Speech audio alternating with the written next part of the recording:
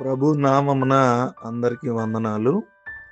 ఈ దినము దేవుని యొక్క వాక్యము, వాగ్దానము ప్రియమైన దేవుని బిడ్డలారా, శక్యమైతే మీ చేతనైనంత మట్టుకు సమస్త మనుషులతో సమాధానంగా ఉండండి. రోమీయులకు రాసిన పత్రిక 12వ అధ్యాయము 18వ వచనం. ప్రియమైన దేవుని బిడ్డలారా, మనము అందరితో సమాధానం కలిగి అందరినీ క్షమించే గుణం కలిగి ముందుకెళ్తే దేవుడు మనలను గొప్పగా ఆశీర్వదిస్తానని దేవుని యొక్క వాక్యం చాలా స్పష్టంగా తెలియజేస్తూ ఉంది. మన జీవితంలో క్షమించకపోతే సమాధానం కలిగి ఉండలేం. ప్రియమైన దేవుని బిడ్డలారా, ప్రేమించే గుణాన్ని లేకపోతే మన జీవితంలో సమాధానాన్ని మనం కలిగి ఉండలేము. దేవుని ఆత్మ ఎదిగిన బిడ్డల్లో ఉంటుంది. ఎవరైతే దేవుని ఆత్మచేత ఎదిగి నింపబడతారో వారు క్షమించే ప్రేమించేటువంటి మనసత్వాన్ని కలిగి ఉంటారు.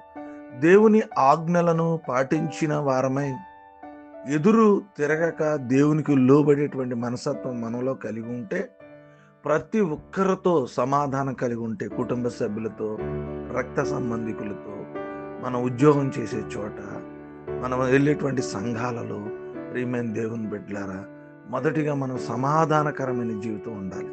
ఎప్పుడైతే సమాధానకరమైన జీవితం ఉంటుందో దేవుడు మన ఆశీర్వదించి దీవిస్తానన్నాడు. అట్టి కృప దేవుడు మనందరికీ అనుగ్రహించును గాక.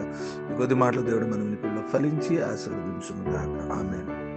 తల్ల వంచుకుందాం, కళ్ళు మూసుకుందాం. మహోన్నతుడా, మహాపరిశుద్ధుడా, మీకు వందనాలు. రాత్రంతా కాచి మరొక శ్రేష్టమైన దినాన్ని మా జీవితంలో మీరు అనుగ్రహించినందుకు మీ నామానికి స్తుతి స్తోత్రాలు వందనాలు తెలియజేస్తున్నాను. ఈ దినమంతా కూడా మమ్మల్ని జ్ఞాపకం చేసుకోండి. మీరు ఎక్కడ చాటున మమ్మల్ని భద్రపరచండి. మీ వాక్యపు వెలుగులో మమ్మల్ని దర్శించారు. అందరిని బట్టి మీ స్తోత్రాలు. ఆయన అందరితో సమాధానంగా ఉండమన్నారు.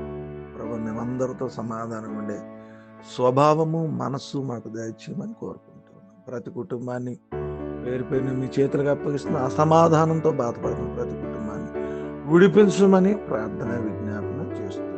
ఏదైనా వివాహ దినాలు, పుట్టినరోజులు, అనారోగ్యాలు, ఆర్థిక సమస్యలు, ప్రయాణాలు, కుటుంబ అవసరతలు, అక్రతలు ఉన్న ప్రతి కుటుంబాన్ని కూడా మీరు జ్ఞాపకం చేస్తున్నారు.